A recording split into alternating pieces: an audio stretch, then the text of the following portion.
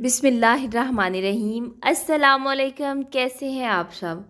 आजकल तो हर printed suit के साथ या फिर एम्ब्रॉयडर्ड सूट के साथ बॉर्डर आता है, जिसे हम लोग सीधा सीधा ही लगा देते हैं। या तो हम उसमें साइड में लेस कोई अटैच कर देते हैं या फिर पुराने तरीक़ों से ही हम बॉर्डर अटैच कर लेते हैं।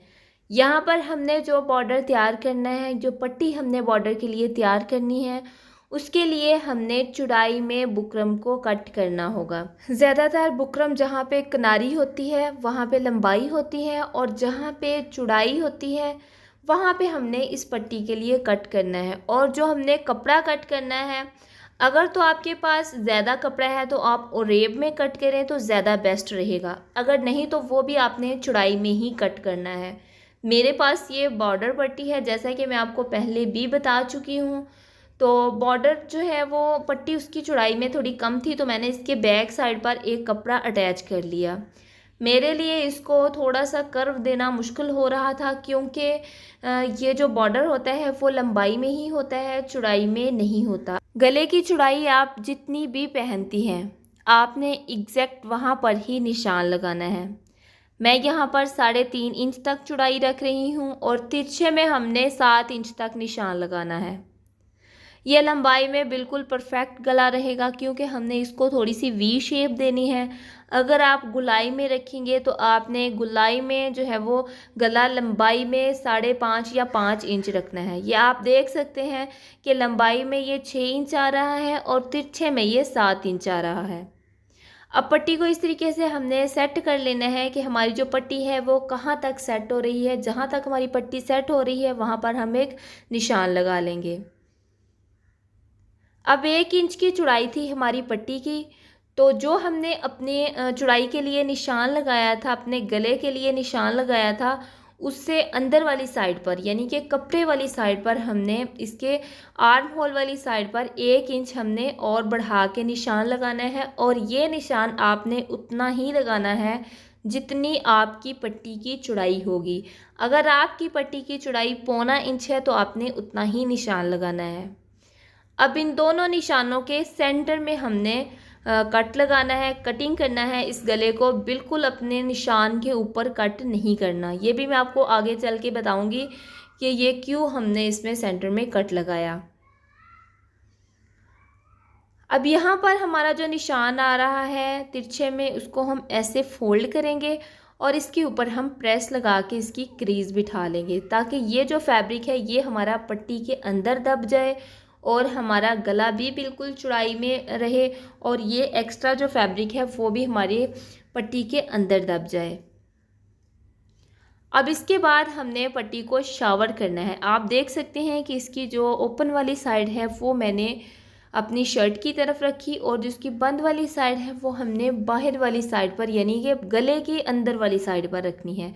शावर जब हम करेंगे तो ये अच्छे तरीके से, जैसे हम इसको शेप देंगे वैसे ही ये शेप में कन्वर्ट हो जाएगा। अगर आप लोगों के पास उरेब कपड़ा है या अर्ज में है तो ये आपको बग़ैर मेहनत के इजीली एक बार के प्रेस करने से ही ये इस तरीके से जो है वो शेप में आ जाएगा, वी शेप में। जैसा कि मैंने आपको पहले ही बताया है कि मेरे पास ये बॉर्डर था, तो बॉर्डर ये बिल्कुल लंबाई में बॉर्डर था, चौड़ाई में बॉर्डर नहीं था, तो इसको शेप देना मेरे लिए थोड़ा सा मुश्किल हो रहा था। लेकिन दर्जी किस काम का अगर किसी चीज़ को, वो टेढ़ी चीज़ को सीधा या सीधी चीज़ को टेढ़ा ना कर दे। हम इसको अच्छे तरीके से प्रेस करेंगे और अपनी फुल कोशिश से हम इसको वैसे ही शेप देंगे जैसी हमें चाहिए। ये देखिए, इस तरीके से मैंने एक अपनी पट्टी को शेप दे दी है वी शेप में। अब सेम ऐसे ही हमने दूसरी पट्टी को भी शेप देनी है, लेकिन वो हमने उसके ऑपोजिट देनी है, यानी कि बॉर्डर की जो साइडें हैं वो एक दूसरे के ऊपर आनी चाहिए, और जो इसकी रफ़ वाली साइड है वो बाहर की तरफ आनी चाहिए। दोनों की बिल्कुल हमने इसको बराबर करना है, और एक बार हम इसकी जो है वो शेप दे लेंगे कि आया ये हमारी शेप बिल्कुल परफेक्ट आ रही है। अब ये जो हमने यहाँ पर कट लगाया था, कट के अंदर वाली साइड पर हमने कट लगाना है, और ये कट हमारा जहाँ पर हमने निशान लगाया है क्रीज तक लगना चाहिए, जहाँ पर हमने प्रेस किया। इससे आगे ये कट बिल्कुल भी नहीं जाना चाहिए। अब चलते हैं मशीन की तरफ, इसको लगाना मैं आपको दिखाती हूँ कि हमने इसको किस तरीके से लगाना है। अब इसको हम गले के ऊपर वाली साइड से लगाना स्टार्ट करेंगे। अब ये जो फैब्रिक हमने क्रीज़ बनाई थी, इसको फोल्ड किया था, अब ये हम पट्टी के अंदर दबाएंगे ताकि हमारा जो गला है वो एक गुम सिलाई में बन जाए, कहीं से भी इसकी जो रफनेस है वो नज़र ना आए, फिनिशिंग भी हो और ख़ूबसूरती भी। अब जहाँ पर हमने निशान लगाया था, यही निशान के अंदर हम इस गले को जो है वो इस पट्टी को दबाते जाएंगे और इसके ऊपर हम टॉप स्टिच लगा लेंगे। अब जब हम इस कट के बिल्कुल बराबर में आएंगे, ये देखें यहाँ पर, जब हम इस कट के बिल्कुल बराबर में आएंगे तो आपने पट्टी को कट के बिल्कुल बराबर इस तरीके से या तो फिर क्रीज़ बिठा लेनी है या फिर आपने निशान लगा लेना है, और क्रीज़ के बिल्कुल बराबर में आपने एक हल्का सा कट लगाना है पट्टी की बैक साइड पर। ये देखिए यहाँ पे आप देख रहे हैं, वही से ज़्यादा आपने वीडियो पर नोटिस करना है। तकरीबन हमने हाफ से 1 पॉइंट ज़्यादा तक का निशान लगाना है, और ये जो पट्टी हमारी हमने फ़ोल्ड की हुई थी इजीली इसके अंदर दब जाएगी, और ये भी जो फैब्रिक है यहाँ पर भी कोई भी कॉर्नर वगैरह नज़र नहीं आएंगे। अब इस पट्टी को आपने ध्यान से नीचे की तरफ लेके आना है, इसकी अच्छे तरीके से आपने शेप बनानी है। अगर आपके पास उरेब पट्टी है तो कहीं ज़रा सी भी इसमें झोल नहीं आएगा। अगर आपके पास उरेब पट्टी नहीं है तो इसमें थोड़ा बहुत झोल आ सकता है, जो कि हमारा फिर भी आयरन से ख़त्म हो जाएगा। अब पट्टियाँ हमारी बिल्कुल बराबर थी, यहाँ पे आके हमने नीचे वाली पट्टी को तकरीबन 1.5 इंच का वक्फा छोड़ते हुए कट कर लेना है, और इसके ऊपर फिर हम डबल सिलाई चला लेंगे। क्योंकि जो हम ऊपर वाली पट्टी लगाएंगे तो वो हम ओवरलैप में लगा लेंगे इसके ऊपर लाते हुए, ताकि हमारी नीचे वाली पट्टी भी नज़र ना आए और हमें इसको फ़ोल्ड करने में मसला ना आए। अगर हम दोनों पट्टियों को बराबर में फ़ोल्ड करेंगे, यानी कि अगर हम पहली पट्टी को फ़ोल्ड कर देते और फिर हम इसके ऊपर ही दूसरी पट्टी को नीचे से फ़ोल्ड कर देते, तो ये एक मोटा सा कपड़ा बन जाना था। इसके ऊपर सिलाई भी अच्छे तरीके से नहीं लगनी थी और फिनिशिंग भी इसकी नहीं आनी थी।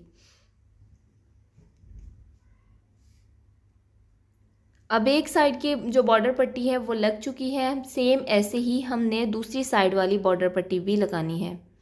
ऐसे ही हमने नीचे वाली साइड पर आते हुए कट लगाना है और इसकी खूबसूरती बढ़ानी है। ये गला हमारा बिल्कुल छोटा सा बनकर तैयार होगा, यानी कि लेंथ में तो ये ज़्यादा है लेकिन चौड़ाई में ये कम है। इसको मज़ीद ज़्यादा खूबसूरत बनाने के लिए हमने इसके बैक साइड का वाला जो तीरा है उसको थोड़ा डीप रखना है। इतना भी ज़्यादा ये गला छोटा नहीं होगा। अगर आप लोग बड़े गले पहनती हैं तो आपने 4 इंच तक निशान लगा लेना है चौड़ाई में, लेकिन लंबाई इसकी इतनी ही रहेगी।